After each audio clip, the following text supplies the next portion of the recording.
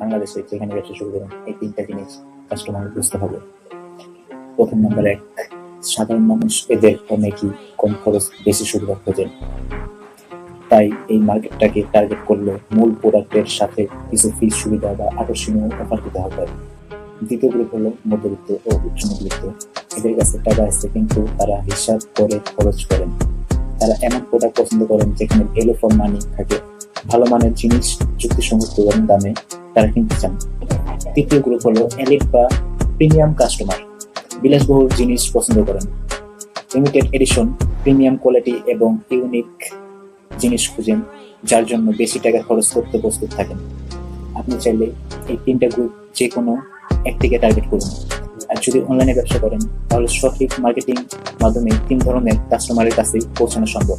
তবে একটা বিষয় মনে রাখবেন, বড় ফল পেতে হলে অ্যাকশন দিতে হবে।